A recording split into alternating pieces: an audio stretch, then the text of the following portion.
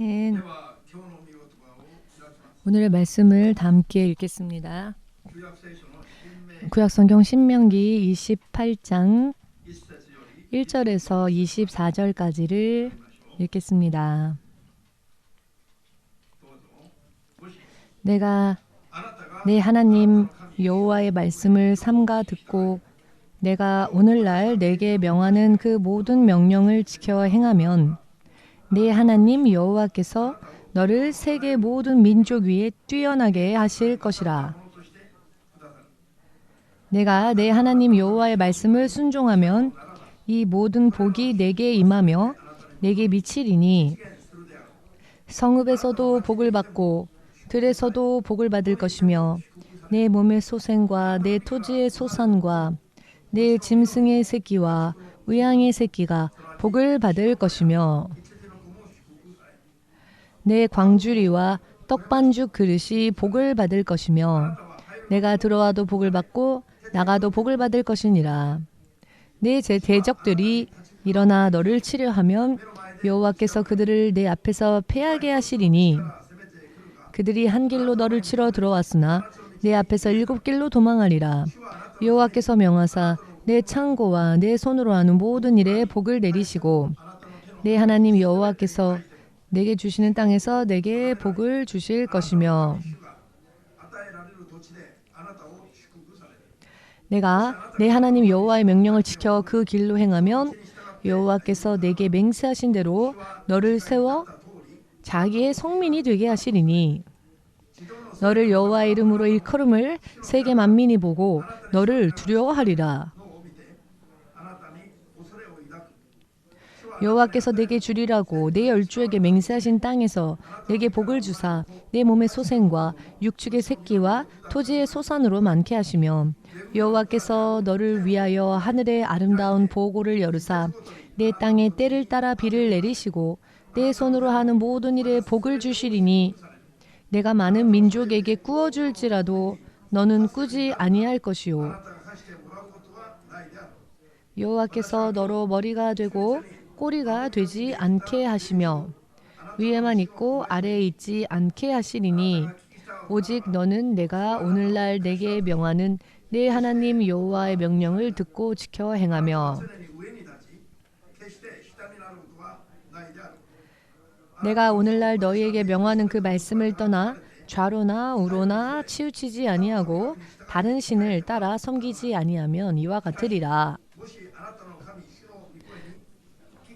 내가 만일 내 하나님 여호와의 말씀을 순종하지 아니하여 내가 오늘날 내게 명한 그 모든 명령과 규례를 지켜 행하지 아니하면 이 모든 저주가 내게 임하고 내게 미칠 것이니 내가 성읍에서도 저주를 받으며 들에서도 저주를 받을 것이요 또 내 광주리와 떡반죽 그릇이 저주를 받을 것이요 내 몸의 소생과 내 토지의 소산과 내 의양의 새끼가 저주를 받을 것이며 내가 들어와도 저주를 받고 나가도 저주를 받으리라. 내가 악을 행하여 그를 잊음으로 내 손으로 하는 모든 일에 여호와께서 저주와 공구와 견책을 내리사 망하며 속히 파멸케 하실 것이며 여호와께서 내 몸에 연병이 들게 하사 내가 들어가 얻을 땅에서 필경 너를 멸하실 것이며 여호와께서 폐병과 열병과 상함과 학질과 한재와 풍재와 썩는 재앙으로 너를 치시리니 이 재앙들이 너를 따라서 너를 진멸케 할 것이라. 내 머리 위에 하늘은 놋이 되고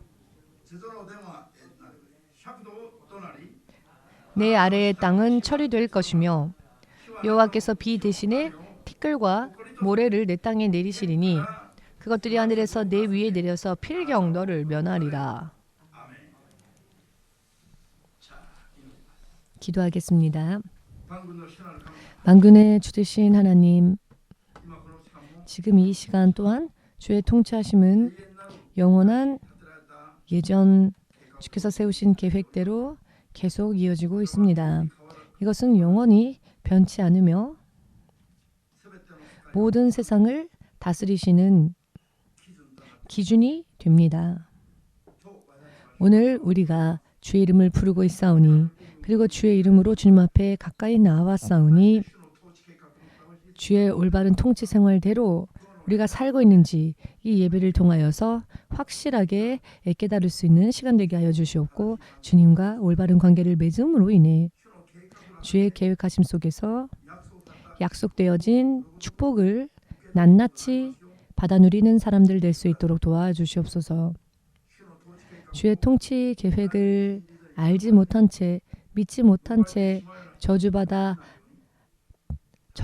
자가 한 명도 나오지 않도록 도와주시옵소서. 예수님의 이름으로 기도합니다. 아멘.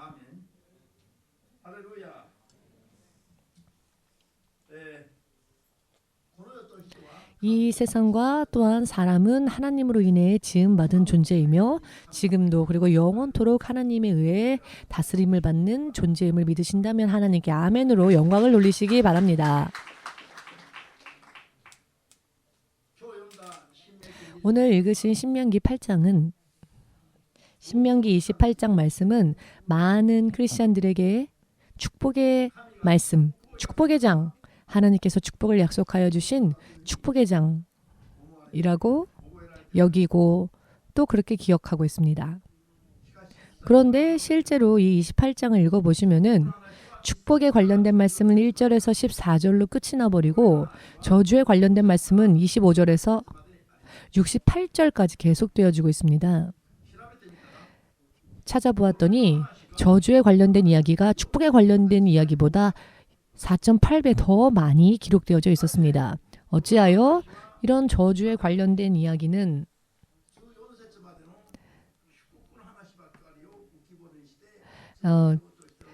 별로 말하지 않고 1절에서 14절밖에 되지 않은 축복에 대한 말씀만 사람들은 이야기하는 것일까요? 예수님을 믿으면은 천하에 있는 모든 축복을 고스란히 받게 될 것이다 라는 그런 희망에 넘치는 선언만 합니다. 그렇기 때문에 이와 같은 이야기에 어떤 사람들이 흥미를 가지고 또 어떤 사람은 나는 축복 별로 필요 없는데 나는 이대로도 만족합니다 라고 생각하여서 이런 축복에 관련된 이야기에도 흥미를 보이지 않는 사람들도 많습니다. 나는 지금으로 족하다. 더 이상 욕구도 없다 라고 하는 사람들도 있습니다. 그리하여 올바른 믿음이 아닌 안일한 믿음에 머무르고 있으면서도 낱낱이 저주받는 길을 향하여 걸어가는 자들이 많이 있다는 것에 대해서 정말 이 얼마나 위험한 일인지 우리는 알아야 합니다. 예수님께서 말씀하신 설교, 예수님의 설교에 대한 기록을 여러분들이 읽어보시면 아시겠지만 예수님의 말씀은 거의 대부분이 경고의 말씀이었습니다. 이 땅에 살고 있는 사람들을 어리광 응석 부리게 만드는 그런 감언이설이 아닌 죄를 회개하라 라는 말씀으로부터 시작하여 죄에서 떠나가라. 죄에서 떠나지 않으면은 너는 또다시 멸망할 것이다 라는 경고의 말씀을 예수님은 계속 설교하고 계셨음을 우리는 알 수 있을 겁니다. 지옥에 관련된 엄한 말씀 또한 예수님께서는 제자들보다도 훨씬 더 확실하게 증거하셨습니다. 어찌하여 이와 같이 듣기 어려운 사람들이 기뻐하지 않는 사람들의 마음을 상처 줄 것 같은 그런 말씀을 하셨을까요?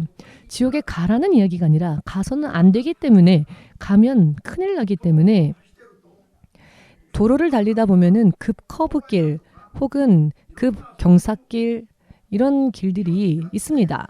주의하여서 달리지 않으면은 차칫 잘못하면 위험에 빠질 수 있는 그런 길이 있는데요. 그런 길에는 반드시 표지판, 경고판을 세우지요. 급 커브길이 앞으로 나타나기 때문에 스피드를 급하게 더 내어서 사고를 당하고 죽어라 라는 뜻에서 표지판을 다는 게 아니죠.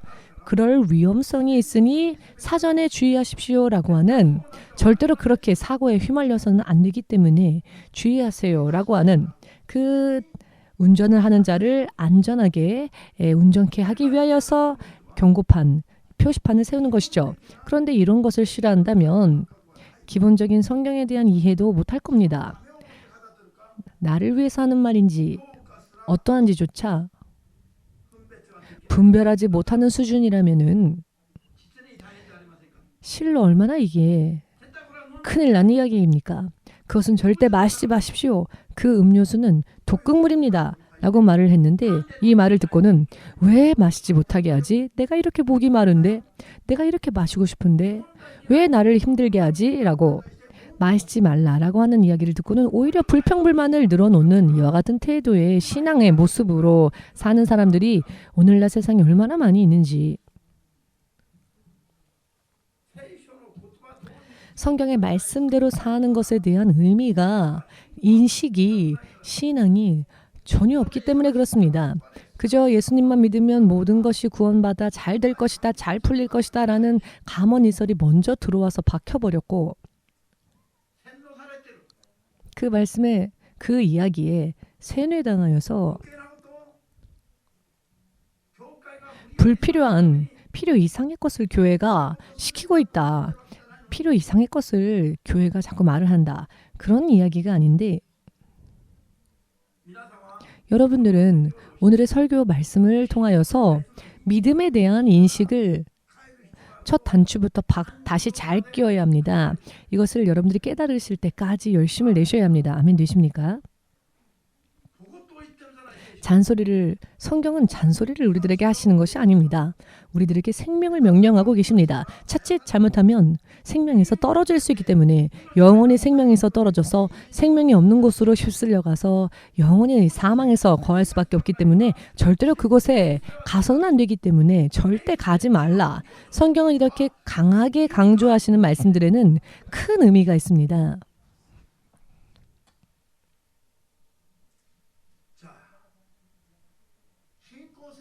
믿음 생활은 어떻게 우리가 열심을 내서 해야 하는가?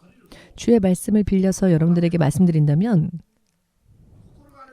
마음이 있다면 마음을 다하고 정성을 다하여서 무언가를 따로 떼두지 말고 주의 사람으로 살기 위해서는 힘이 있다면 힘을 다하고 이건 좀 떼어놓고 일부만 하나님께 드리고 하는 것이 아니라 먼저 있는 힘껏 있는 것 전부 하나님께 다 드리고 결과도 맡기는 겁니다. 생명이 있다면 생명도 드리고 그리고 주께서 약속해 주신 약속 안에서 예비되어지고 보증되어지는 믿음으로 성장해 나아가는 여러분 생명을 다하여 믿음 생활을 어떻게 열심히 해야 하는지 생명을 다하여 목숨을 다하여 믿음 생활에 힘쓰라고 말씀하셨지요. 작은 자는 작은 힘, 큰 자는 큰 힘으로 제각기 자기에게 있는 것을 힘껏 최선을 다하여서 하나님께 드린다면 하나님은 약한 자나 강한 자나 모두가 영원한 생명을 얻을 수 있도록 차별 없이 약속해 주고 계십니다. 큰 자만이 승리하고 큰 자만을 위한 하나님이 아니시고요. 벌거벗은 몸, 무일푼인 가지고 있는 것이라고는 몸밖에 없는 그런 사람이랄지라도 하나님 나라에서는 왕의 자리에도 앉을 수 있는 약속을 하나님이 이렇게 보편적으로 주셨습니다. 특별히 너가 불쌍하니까 라고 하는 의미도 아닙니다. 공평하게 있는 자는 있는 자니까 더 세워주시고 그런 분이 아니십니다. 있는 자랄지라도 그 있는 것 안에서 최선을 다해야 할 것이며 몸 하나밖에 없는 사람도 자기가 가지고 있는 것 안에서 힘껏 주님을 섬긴다면 결과는 주님께서 책임져 주신다는 것이지요. 그렇기 때문에 변명은 구실은 허용되어지지 않습니다. 누구라도 할 수 있거든요. 몸이 있고 생명이 있고 심장이 뛰고 있다면 누구라도 가능성이 있으니까요. 하나님 앞에서. 하나님의 통치하심이 얼마나 정확한지 말씀 그 한마디 한마디가 어떻게 정확하게 실현되어지고 있는지 또한 영원히 변함이 없는 신뢰할 만한 그것이 바로 말씀이라는 것에 대해서 알아야 합니다. 지금도 예수님의 이름을 믿는 지도자들 속에서조차 예를 들면 지금 코로나가 전염병이 돌고 있지 않습니까? 이것에 대해서 자연의 법칙이다. 하나님께서는 자연도 만드셨고 만물도 지으셨고 하나님께서 지으셨다라고 인정은 하지만 하나님은 지으시고 난 뒤 자연은 자연의 법칙대로 맡기셨으니 자연의 법칙이라는 범위 안에서 이렇게 흘러가고 있으니까 라는 생각을 가지고 있는 그런 크리스천들의 지도자들. 그래서 사실 특별히 열심을 다할 필요가 없는 겁니다. 코로나가 터져도 코로나가 왜 터지는지에 대한 의미도 모릅니다. 그러나 오늘 성경은 확실하게 말씀하고 계시죠. 선하건 악하건 축복을 받은 자는 어떻게 축복을 받는가? 쓰러지고 망하는 자는 어떻게 그렇게 고통을 당하는가? 오늘 성경의 본문 말씀은 확실하게 두 가지로 확실하게 단호하게 명확하게 말씀하고 계십니다. 하나님 입술에서 나오신 말씀을 명령으로써 믿음으로 충성되이 순종하고 순복하는 자가 있다면 그것이 조건이 되어서 낱낱이 하나님을 축복하시는 분이시라는 것입니다. 세상의 열방 속에서 열방의 민족 가운데에서 위에 서게 하시지 아래로 서게 하지 않으신다는 겁니다. 집을 들어가도 나가도 들에 나가도 안으로 들어가도 밖으로 나가도 무슨 일을 하건 축복하신다는 것입니다. 아멘 되십니까? 그 태어나는 아이들 자손 또한 축복하시고 아이들의 인생이 황폐해지고 마는 것은 조상의 그 죄가 3대 4대까지 영향을 끼치기 때문입니다. 여러분 믿음 생활 하시려거든 여러분들의 조상 3대 4대 조상까지 거슬러 올라가서 조상들의 죄 또한 회개하지 않으면은 저주의 사슬이 내게로 계속 이어져 내려와서 영문을 알 수 없는 그 고통 때문에 조상들의 죄로 인하여 영문을 알 수 없는 고통을 후손들이 당하는 경우들이 있습니다. 교회에서 이와 같은 이야기를 하면은 이상하다, 이상한 이야기를 한다라고 말합니다. 성경의 기준이 아니라 자신들의 판단이 기준이 되어버리기 때문에 그런 소리를 하는 겁니다. 성경이 기준이 되어야 하며 또 그런 이야기를 하면 어떤 사람은 그것은 구약성경 이야기잖아요 라고 하는 사람이 있는데요. 여러분 요한계시록은 구약성경입니까?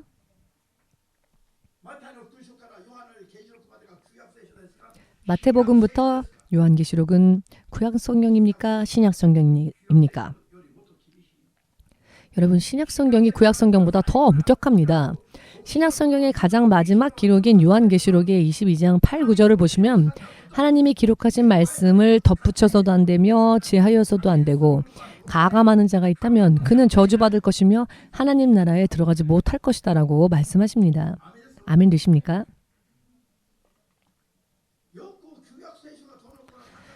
흔히 구약성경은 예전 구약시대 때 주어진 말씀이니까 신약시대에 살고 있는 우리는 상관이 없다라고 말하는 사람들의 그런 이야기가 이해가 안 됩니다. 성경을 읽지 않고 판단하는 겁니다. 성경을 낱낱이 읽어보십시오. 구약성경보다 신약성경의 계명들이 훨씬 더 엄격합니다. 아멘 되십니까? 요한계시록 이 마지막 성경의 기록 요한계시록에서도 어떻게 말씀하십니까? 하나님께서 기록하신 것을 그대로 지키라고 하셨습니다. 사람이 함부로 가감한다면 그 자는 저주받을 것이라 하셨습니다. 이 말씀을 말씀대로 믿어야 합니다.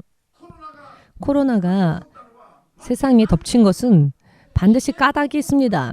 그저 자연의 법칙 속에서 자연이 일어난 일이 아니라는 것이지요. 아멘 되십니까? 자연이 어찌하여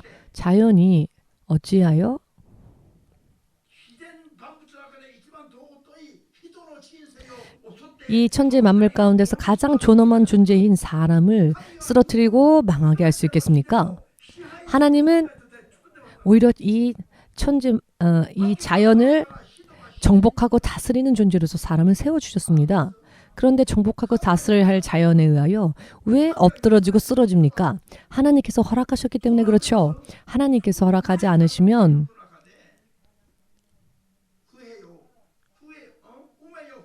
여러분 하나님은요 사람을 지으셨을 때 사람을 지으시고 난 뒤에 너희는 이 땅에 충만하고 넘쳐라 그리고 이 땅을 지배하고 정복하라라고 말씀하셨습니다. 그런데 그런 사람인들이 왜 자연에 의하여 망합니까? 그것은 하나님의 약속의 말씀을 지킴으로 인하여 축복받지 못하고 약속의 말씀을 지키지 못함으로 인해 낱낱이 저주가 임해서 그런 겁니다. 여러분 전염병 혹은 여러 많은 천재지변 전부 하나님의 계명을 지키고 따라가지 않은 결과라는 것을 오늘 읽지는 않았지만 28장 15절 신명기 28장 15절에서 68절까지의 말씀을 보시면 이 땅에 전염병이 일어나는 이유에 대해서도 전부 말씀하십니다. 왜 재앙이 왜 전염병이 사람의 인생에 임하는가? 전부 하나님을 따르지 못하는 그 어떤 죄로 인한 결과로 인한 것이다. 하나님의 허락 없이 우연히 혹은 자연 발생적으로 일어나는 것은 아무것도 없습니다.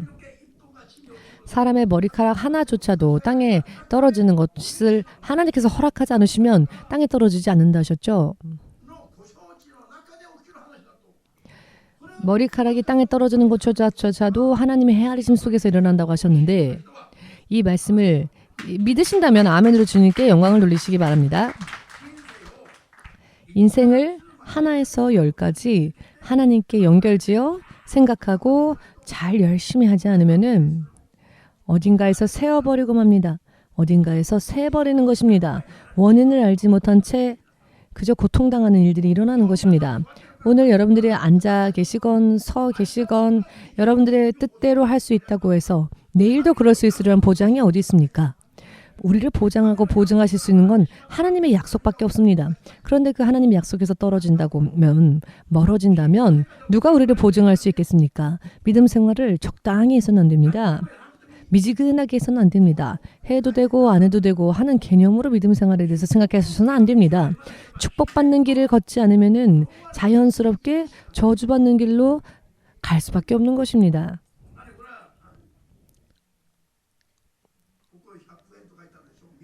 여러분 여기 백엔이라고 써 있는데 보이십니까? 이 뒤에는 다른 그림이 있는데요. 이런 겁니다. 예를 들어서 이게 백엔이라면 동전의 앞면과 뒷면이 다르지 않습니까? 똑같습니다. 저주와 축복밖에 없다는 겁니다. 축복 아니면 저주 있는 겁니다. 동전의 앞면과 뒷면, 중간은 없는 것처럼 동전은 앞면과 뒷면밖에 없는 것처럼 사람의 인생에도 축복과 저주, 천국과 지옥밖에 없는 겁니다. 앞면이냐 뒷면이냐, 축복이냐 저주냐. 축복받지 않겠다고 사양한다면 당연히 하나님의 말씀을 순종하지 않는 그런 인생이 되어버리니 저주의 길로 가버리고 마는 것입니다. 이것을 확실하게 알기 쉽게 말씀해 주신 그 기록이 신명기 28장인 겁니다. 신명기 28장 15절에서 68절까지의 말씀을 읽어보시면은요. 저는 제가 목사이지만 확실하게 말씀드리건데 신명기 28장의 15절에서 68절까지의 말씀을 전부 도중에 한 번도 쉬지 않고 한 번에 다 읽은 적이 없습니다. 왜냐하면 읽다가 머리가 이상해질 것 같아서 반드시 쉽니다. 왜냐하면 너무나도 끔찍한 저주들에 대해서 나열되어져 있거든요. 하나님은 이렇게 정확하게 확실하게 단호하게 명령을 주셨습니다. 말씀을 주셨습니다. 도로를 달릴 때 여기저기 경고판을 세워주신 것과 똑같습니다. 도로를 달릴 때 여기저기에 경고판을 세워두고 삼가 주의하고 조심하며 운전하지 않으면 이 운전하는 길에 무엇이 터질지 길이 어떻게 될지 전혀 알 수가 없으니 금세라도 사고당할 수 있는 그런 위험한 도로를 운전하는 것과 마찬가지로 하나님께서 여러 많은 이런저런 우리가 쓰러지고 저주받고 하면 안 되기 때문에 하나님의 말씀으로 사는 것,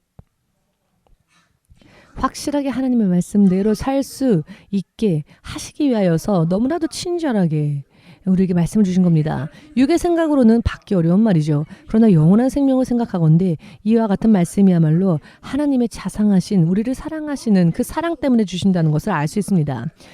멸망하는 자를 보고도 못 본 척하실 수 없는 하나님이시기 때문에 그렇습니다. 이렇게도 확실하게 가르쳐주고 계시는데 어찌하여 이와 같은 부분들에 대해서는 흥미가 없는가? 왜 들을 귀를 가지려고 하지 않는가? 아니란 가르침들이 사람들의 뇌리에 각인되어져 버렸기 때문입니다. 여러분, 구원은요 그렇게 간단하고 쉽게 얻을 수 있는 게 아닙니다. 구원의 길을 열어주신 것은 사람은 결코 열 수 없는 길이죠. 그렇기 때문에 오직 하나님이신 예수님만 열실 수 있는 길이기 때문에 예수께서 열어주신 생명의 길을 우리가 그 길이 예수님으로 인하여서 생긴 길이라는 것을 인정하고 따라가면 구원을 받죠? 그런데 여러분 그리고 나서 그 길을 걸을 때에 안일하게 미지근하게 열린 길이라고 해서 아무것도 안 해도 되는 그런 것은 아닙니다. 예수님께서 열어주신 생명의 길을 마음을 다하고 뜻을 다하고 정성을 다하고 온 힘을 다하여서 그 믿음의 길을 걸으라고 말씀하셨습니다. 아멘 되십니까? 지금 세상에 일어나는 여러 많은 의미에서의 천재지변이 전부 신명기 28장 15절 이하에서 68절 사이에 이미 경고의 말씀으로 주셨고요. 그 경고의 말씀들이 실현되어짐으로 인해 이 땅에 천재지변들이 일어나는 것입니다. 여러분 개인도 그렇고 가족도 그렇고 나라와 민족도 그렇고 어떠한 문제가 생겼을 때에는 반드시 이 성경에 기록되어져 있는 대로 이와 같은 어떠한 죄의 틈이 있기 때문에 일어난다는 것. 자, 그렇다면 그 죄는 어떠한 죄인가? 거슬러 올라가서 나를 돌아보고 나를 되돌아보고 내가 예전에 지내온 나날들을 생각하면서 또 기도하면서 내 지나온 나날들 사이에 있었던 죄를 낱낱이 캐내어서 이것도 죄였구나. 회개하지 못한 죄를 발견했다면 마음을 찢어 회개하고 그리고 믿음으로 하나님께 나아가지 않으면은 문제가 해결되어지지 않는다는 것입니다. 하나님과의 관계를 바르게 하면은요. 이런 문제들이 일어났던 문제도요. 거짓말처럼 해결이 됩니다. 이것으로 인해 믿음이 그리고 하나님과의 관계가 더욱더 밀접해지게 됩니다. 그리고 교제가 깊어지게 되며 뜨거워지게 됩니다. 또한 세상을 이길 존재가 되는 것입니다. 또한 오늘의 신명기 약속 이 말씀처럼 세계 열방 민족 가운데서도 동경의 대상이 되고 들어가건 나가건 무슨 일을 하건 모든 면에서 하나님께서 축복을 보증해 주시니까 왜? 라고 하는 의문이 더 이상 발생하지 않습니다. 의심도 있어서는 안 됩니다. 전부 이유를 규명할 수 있습니다. 어찌하여 이렇게 되었는가? 어찌하여 저렇게 되었는가? 영문 없는 저주, 영문 없는 축복도 없습니다. 주님은 확실하게 말씀해 주십니다. 모든 저주에도 모든 축복에도 영문이 있습니다. 우리들의 믿음이 주님을 따라가느냐 혹은 그렇지 못하느냐 이 기준이 된다는 것. 이것이 구약시대 때에 대한 이야기니까 안 읽어도 설교하지 않아도 된다라고 하는 분들이 계시는데 아닙니다. 구약이건 신약이건 예수께서 이 땅에 다시 오실 그 순간까지 축복과 저주를 나누는 기준으로서 이 말씀들이 역사한다는 것. 그리고 예수께서 오시고 대심판 때에도 주께서 말씀하신 말씀이 사람들을 심판하신다 하셨죠. 그래서 말씀으로 인해 심판당하여 어떤 이는 천국으로 어떤 이는 지옥으로 영원히 떨어지게 된다는 것입니다. 지금뿐만이 아니라 앞으로도 이 말씀은 하나님의 심판의 기준이 됩니다. 믿으십니까? 최근 목사가 개인적으로 말을 하고 싶은 사람들이 있습니다. 때가 임박했는데 예수께서 다시 오실 그 날을 맞이하기 위해서 준비해야 하는데 변함없이 태평하게 믿음 생활을 너무 안일하게 하는 사람들이 있습니다. 정말 말이 여기까지 올라오는데 최근에는 목사가 참고 있습니다. 왜냐하면 말을 하여도 들을 귀가 자세가 되어 있지 않기 때문에 이름을 불러서 부르고 권면하고 싶습니다. 그렇지만 참고 있습니다. 왜냐하면 몇 번이나 말하여도 헛수고이기 때문에. 그러나 말하지 않으면 안 되는 사람들이 있습니다. 예수님의 공중 재림 때까지 절대적으로 여러분 지금 이 모습대로라면은 예수님의 재림을 맞이할 수 없는 사람들이 많이 있습니다. 과연 지금 이대로의 믿음 생활로 괜찮을까요? 정말 생명을 포기한 것 아닐까 싶을 정도로 물어보고 싶을 정도의 사람들이 있습니다. 개인적으로는 열심히 하세요. 행복하게. 멋있네요. 이런 칭찬의 말들, 육의 기분과 감정을 따뜻하게 해주는 위로의 말 하고 싶습니다. 그렇지만 주께서는 탄식하고 계십니다. 주께서는 탄식하고 계십니다.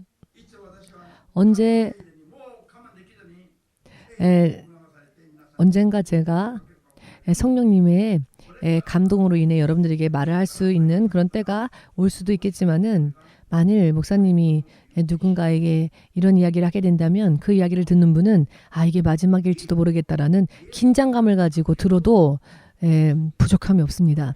여러분 그렇게 믿으시기를 예수님의 이름으로 권면합니다. 왜냐하면은 지금까지 보아왔을 때 대단치 않은 일이라고 생각하여 대수롭지 않다고 생각하여 때를 놓친 사람들이 시간이 흘렀을 때 두 번 다시 찬스를 되찾지 못한 사람들이 많이 있기 때문입니다.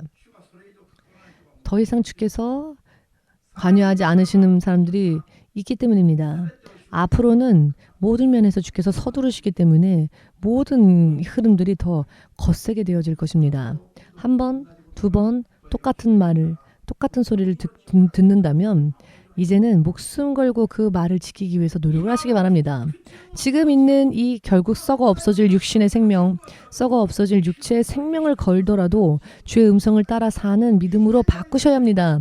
영원한 생명을 얻고자 원하신다면 말입니다. 아멘 되십니까? 그렇게 하지 않는다면은 EMC에 와서 이렇게 앉아있고 시끄러운 설교를 들을 의미가 없습니다. 생명의 구원과 직결되어지는 이야기가 아니라면은 여러분 이파리만 무성한 그런 설교로 멈춰버린다면 의미가 없죠. 하나님은 이파리를 원하지 않으십니다. 하나님은 열매를 찾으십니다. 열매가 없다면 뿌리채 찍어버리실 겁니다. 이파리만 무성해도 그것은 아무런 의미가 없기 때문입니다. 예수께서 친히 그와 같이 말씀하셨다는 것을 믿으신다면 아멘으로 주께 영광을 돌리시기 바랍니다. 진리의 말씀대로 살지 않는다면은 그 당시에는 평화로울 수 있으나 시간이 흐르면은 엄습해오는 저주와 재앙과 고통에 휩쓸려 버리게 되면 그것을 보는 사람들이 정신이 이상해져 버리게 될 것입니다. 모처럼 밭을 잘 갈아놓고 포도원을 만들었다 할지라도 이 수확이 다른 사람의 것이 되어버리고 혼인 약속을 했지만 약혼을 했음에도 불구하고 그 약혼자를 누군가에게 빼앗겨버리고 말 것이며 내가 지은 집에 다른 사람이 들어와서 살게 되고 가면 갈수록 주위에는 적에만 둘러싸이고 사탄의 세력에 완전히 결박당하여서 옴싹달싹 할 수 없는 그런 상황들이 될 수 있음을 성경은 이미 예전부터 경고하고 계십니다. 예수께서 이제 다시 이 땅에 오실 날이 멀지 않은 이 시대까지 성경은 미리 이렇게 다 경고의 말씀을 주셨는데 사람들이 이 말씀을 기뻐하지 않고 말씀을 받지 않습니다. 성경을 이잡듯이 읽으면서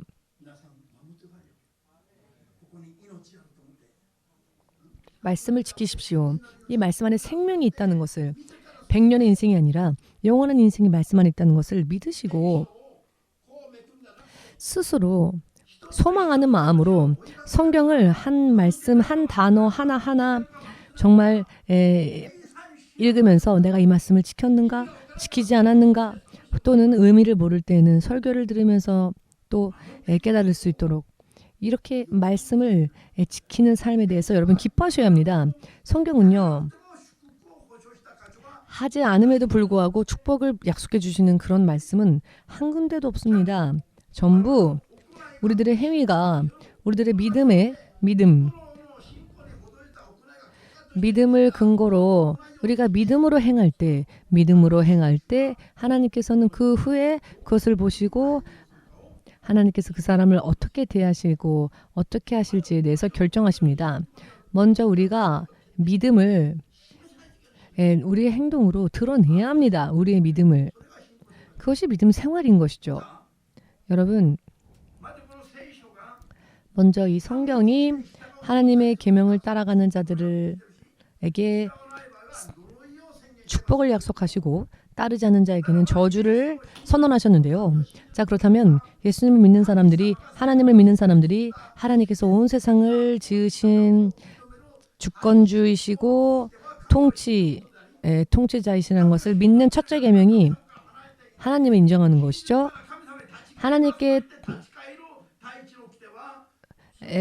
멀리 떨어졌을 때 내가 다시 하나님께로 돌아가겠습니다 라는 의미로서 가장 먼저 지켜야 할 계명은 11조입니다. 11조는요, 하나님의 동산에서 하나님과 함께 할 것인가, 혹은 하나님의 이름을 부르면서 하나님의 동산에서 쫓겨나서 하나님과 제각각 따로 살 것인가. 알기 쉽게 11조는 하나님의 동산에 들어가서 하나님과 함께 할 것인가, 혹은 하나님의 동산에서 쫓겨나서 하나님의 이름을 부르면서도 하나님과 별개로 살 것인가, 사탄의 지배 속에 살 것인가, 혹은 하나님께로 돌아가서 하나님께서 축복의 문을 열어주시고 그 속에서 살 것인가를 결정하는 내 믿음의 고백과 그 고백의 행위가 바로 11조의 헌금을 주님께 드리는 것입니다. 이스라엘 민족은 이미 하나님께 택함받아 하나님의 선민이 되었죠. 그런데 구약의 마지막 때에 주님께서 경고하십니다.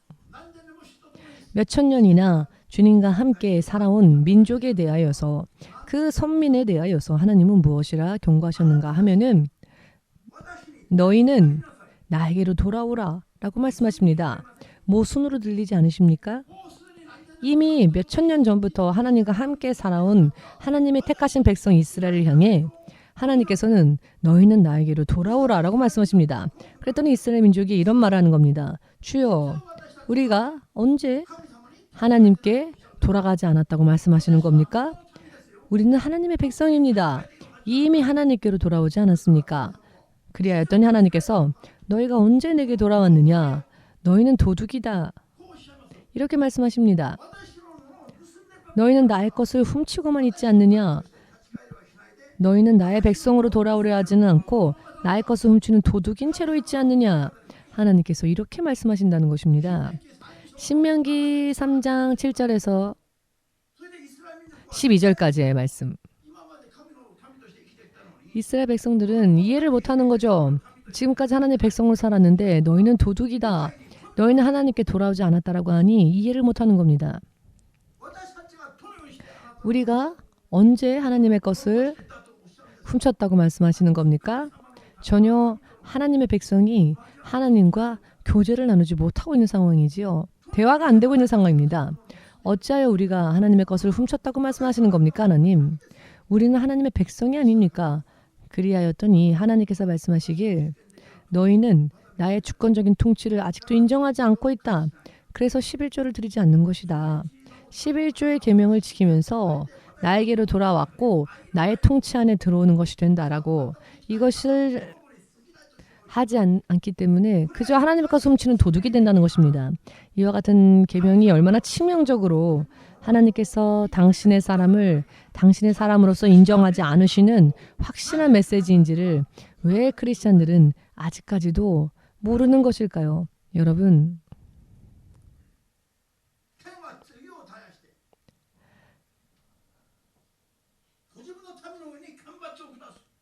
하늘은 이슬을 내리고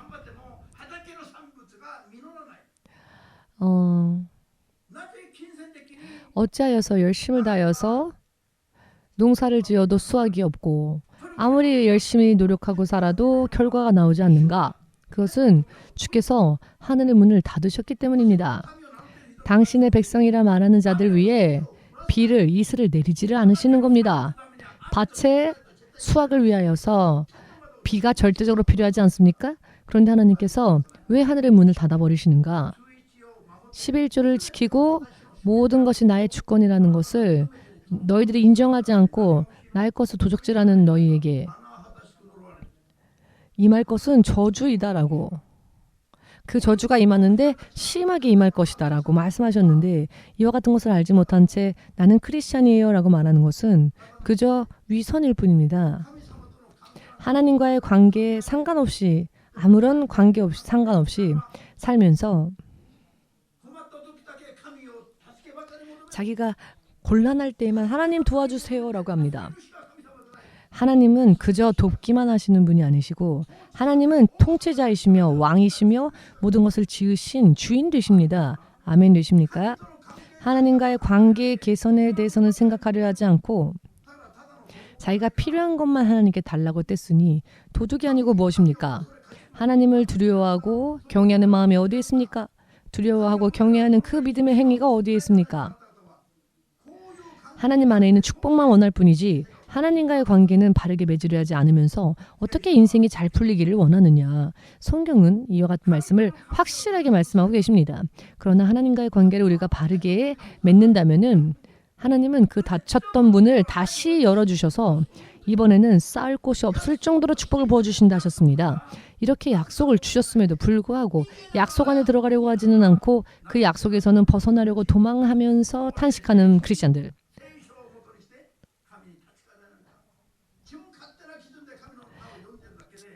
저들은 성경의 기준들을 볼 때에는 하나님의 명령을 따르지 않고 자기들은 하나님께 돌아왔다라고 생각할 뿐이지 자기들은 돌아갔다고 생각하지만 결과적으로는 스스로 자신들의 무덤을 파는 일을 하고 있다는 겁니다. 토지의 산물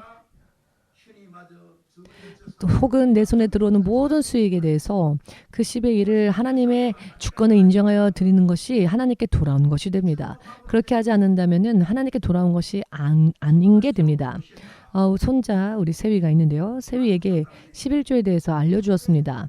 그랬더니 얼마 지나지 않아서 예를 들어서 주스 먹으라고 돈을 100원씩 주는 사람들의 돈을 안 받는 걸 보았습니다. 왜 안 받느냐고 물어보았더니 11조를 드려야 되는데 100엔을 받으면은 11조를 10을 떼면은 90엔밖에 없으니까 어차피 못 사 마시니까 필요 없다라고 하는 겁니다. 용돈이 들어오면은 11조를 드리는데 100엔에서 10엔을 빼면은 90엔밖에 남지 않으니 자판기에서 어차피 90엔짜리 음료수가 없으니까 못 마시니까 차라리 안 받겠습니다라고 말을 하는 겁니다. 이렇게 작은 아이가 그런 이야기를 했습니다. 아이들은요 들은 대로 행동합니다. 하나님 예수께서 어린아이를 당신 앞에 세우시고 이와 같은 어린아이와 같은 믿음이 되지 않으면은 천국에 들어갈 수 없다라고 마태복음 18장을 통해서 확실하게 말씀하셨죠. 어린아이들은 말씀을 들으면 그대로 받아들입니다. 그래서 용돈이 생기면 먼저 11조를 생각합니다. 세피는 처음부터 11조만 드리는 게 아니라 11조뿐만 아니라 감사 헌금까지 떼서 10의 1을 하나님께 드리고 있습니다. 자손에게 남겨주어야 할 가장 훌륭한 상속은 믿음입니다. 하나님께서 기뻐하시는 믿음. 그래서 우리는 처음부터 손주에게 10의 1, 이것은 계명이고 헌금이 아니죠. 하나님의 계명이니까 10의 1 드리고 나머지 감사 헌금, 그것은 헌금이죠. 그래서 10의 결과적으로는 10의 2를 떼게 합니다. 그러면 남는 게 80엔이니까 차라리 안 받는다는 겁니다. 여러분은 이야기를 들을 때 어떤 생각이 드십니까? 바보라서 그런 것이 아니라 이 정도로 하나님 앞에서 솔직하게 우리가 서게 된다면 자 그러면은 어떻게 되느냐?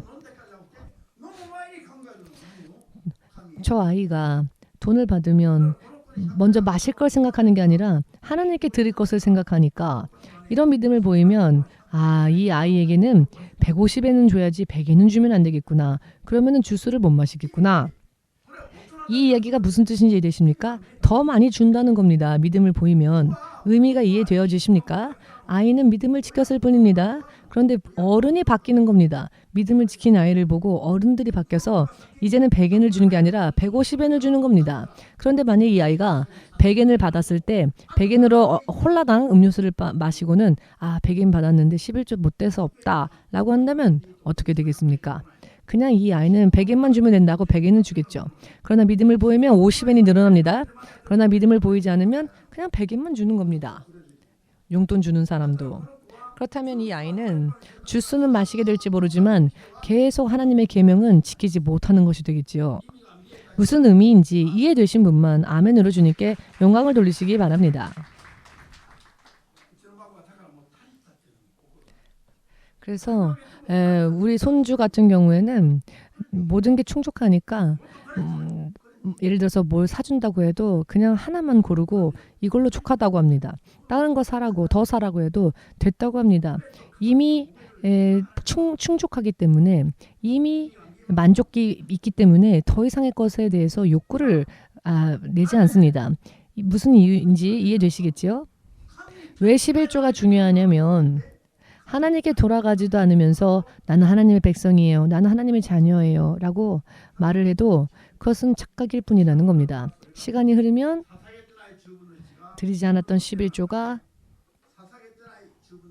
드리지 않은 11조가 내 손에 666이 되어서 666은 사탄의 숫자 아닙니까? 예, 제가 주님께 20년 전에 11조를 드리지 않았던 것에 대해서 저에게 보여주시는데 제가 11조를 드리지 않았을 때 제대로 드리지 않았을 때 하나님께 드려야 될 11조를 제가 쥐고 있는 모습을 보여주셨습니다. 그런데 그때 쥐고 있었던 손을 펴보니 제가 손에 쥐고 있었던 것은 666이었습니다. 결과적으로는 내가 하나님께 11조를 드리는 온전한 믿음의 삶을 살지 않는다면 내가 쥐고 있는 것은 사탄의 것이라는 것이죠. 왜냐면은 그렇기 때문에 이런 사람이 어찌 휴거를 받을 수 있겠습니까? 666을 가지고 있는 사람인데 666을 손에 쥐고 있는 사람인데 11조는 현대판의 선악과와 마찬가지입니다. 이것을 지키면 이 계명을 지키면 주님과 함께하며 이 계명을 지키지 않으면은 주님과 함께 있지 못하게 되는 것이 되어 주의 것을 구하였는데 오히려 도둑질한 것이 되는 겁니다. 그렇기 때문에 이 죄는 결국 666을 손에 쥐고 있는 것과 같은 죄이기 때문에 휴거의 대상도 되지 못합니다. 앞으로 우리는 정말 목숨 걸고 다시 오실 예수님으로 인해 우리가 휴거받기 위해서 믿음의 준비를 해야 하는데 하나님께 돌아가는 가장 기본적인 11조의 계명도 지키지 않는다면 그 사람의 희망은 절망으로 바뀔 겁니다. 구약 성경의 이야기를 하지 말라는 사람에게 다시 한번 말씀드리겠지만 신약 성경의 가장 마지막 기록인 요한계시록 22장 마지막 마라나타라는 말씀 전에 마라나타 주 예수여 어서 오시옵소서라고 하는 이 마지막 말씀 바로 전에 주께서 주신 마지막 경고의 말씀은 주의 말씀을 가감하는 자는 절대로 천국을 유업으로 받을 수 없다라는 말씀입니다.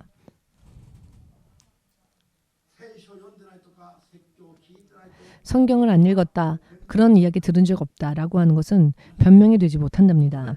여러분 힘써 노력하여 하나님의 말씀을 입술에 두고 묵상하면서 그 말씀대로 살기 위해 밤낮 없이 힘써 행하십시오.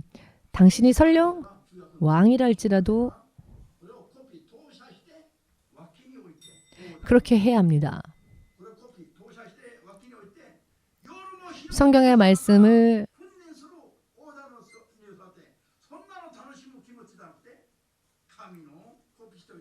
예전에 다윗 같은 경우에는 하나님의 그 계명을 필사하여서는 그 왕 옆에 두고 그 말씀을 밤낮으로 그 입술에서 떠나지 않게 하고 그 말씀을 그대로 지켜 늘 말씀과 가깝게 산다면 그 후손과 자손들도 축복받을 것이다 라고 말씀하셨죠.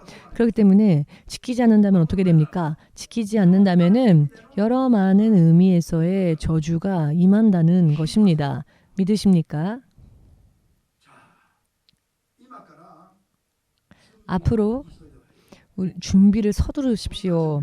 어떤 준비를 서둘러야 하느냐면은 하나님의 계명을 지키는 믿음, 하나님께서 인정하시는 믿음, 내 기준을 부수는 믿음. 아멘 되십니까?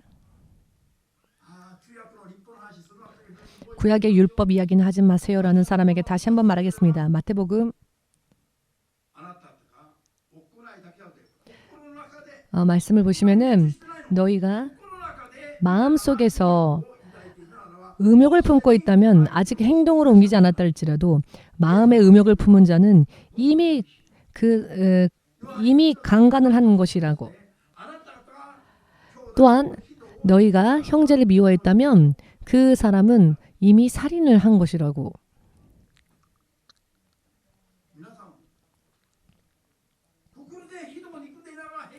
여러분 마음속으로 누군가를 미워하면서 태평하게 있는 사람 천국에 못 갑니다.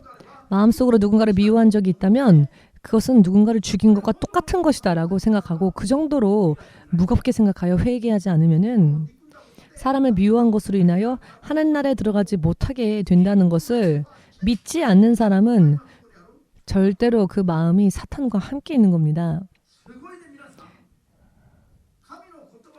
하나님의 말씀으로서 명령으로서 받지 않으면은 생명의 구원에서 보이지 않는 곳에서 배제되어져 버린다는 것을 절대로 꿈속에서도 잊어버리지 마시기를 예수 그리스도의 이름으로 축복합니다. 5년, 10년, 20년, 30년 이와 같이 시간의 흐름을 구분지어 생각해 보건대 목사는 27, 8년 전에 하나님을 만났고 그때부터 지금까지 돌아보며 생각해 보았더니 예전에 열심히 했던 사람들이 지금은 어떠한가? 대부분의 사람들이 한때는 열심히 했는데 그 열심을 계속 지키지 못해서 믿음이 흐지부지 되어지고 예수의 이름을 부르면서도 빛을 발하지 못하고 세상에 있는 크리스천들의 모습을 바라보건대 하나님께서 정말 살아계신지 크리스천들의 모습을 보면 크리스천들의 모습을 통해 살아계신 하나님을 볼 수가 없습니다. 하나님은 믿는 자를 시간이 흐를수록 더 높이 세워주신다고 약속해 주셨는데 어찌하여 세상에 있는 크리스천들은 믿음조차도 제대로 지키지 못하고 흐지부지해져 버리는 것일까요? 이 모든 것에는 전부 그 이유가 하나님께 충성되이 바르게 순종하지 못한 점들이 있기 때문이라는 것을 여러분들은 확실히 깨달으시기를 바랍니다. 아멘 되십니까? 그러나 지금까지처럼 EMC는 환란이 있건 없건 관계없이 항상 오르기만 할 것입니다. 앞으로 두고 보십시오.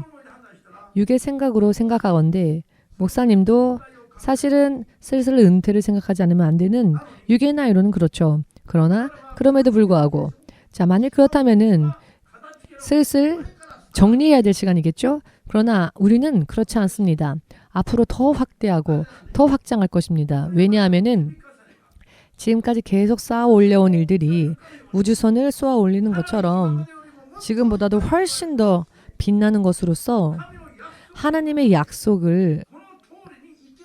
약속대로 살면 살수록 절대로 꼬리가 되지 않을 것이기 때문입니다. 꾸어줄지라도 내가 꾸는 일은 없을 것입니다. EMC의 교회 연합은 코로나라는 환란 속에서 오히려 곤란을 겪고 있는 교회들을 지원하는 교회입니다.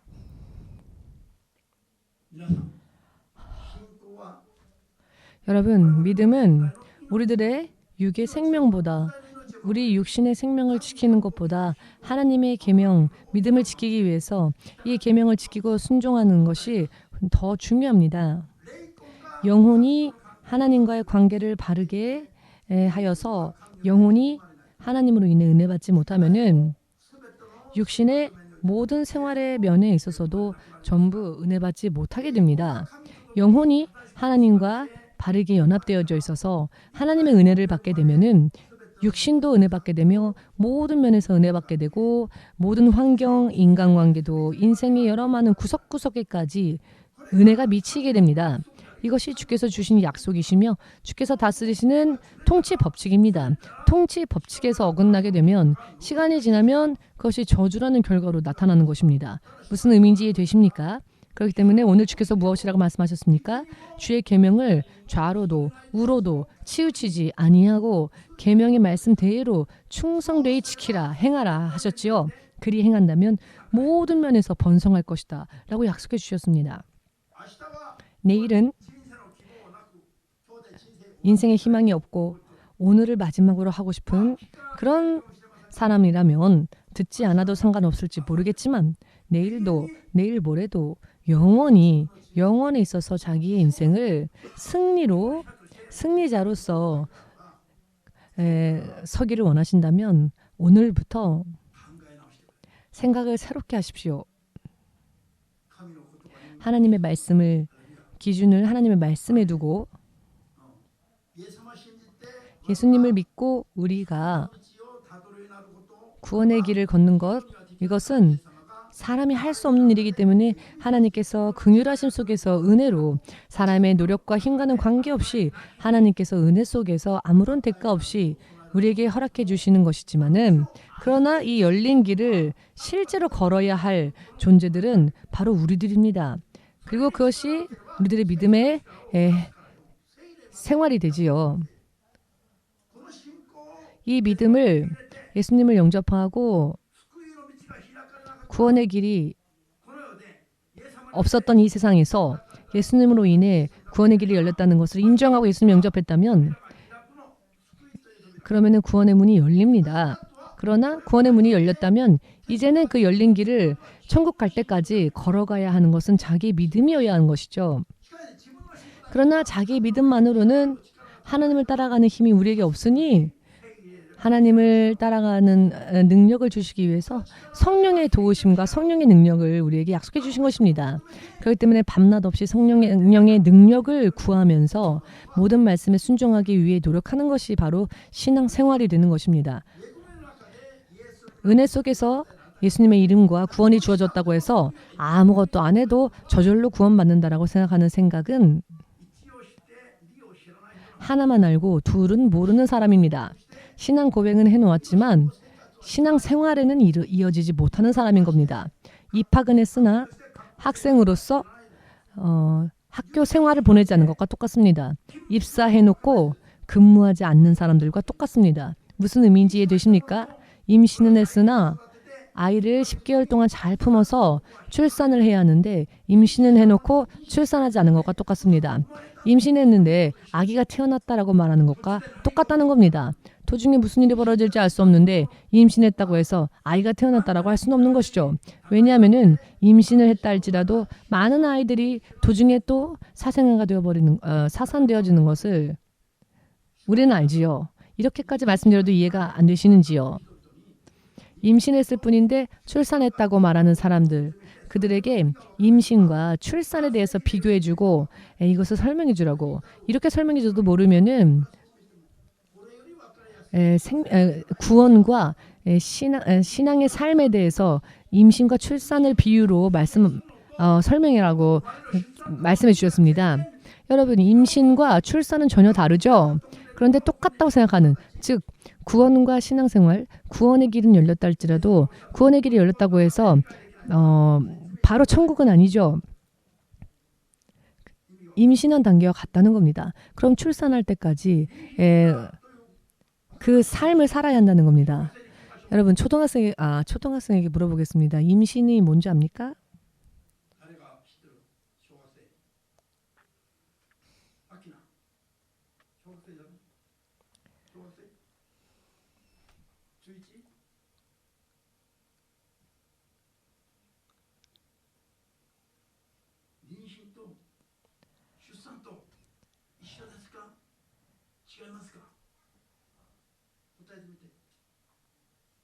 임신과 출산이 똑같다고 생각합니까? 중학생です. 중학생.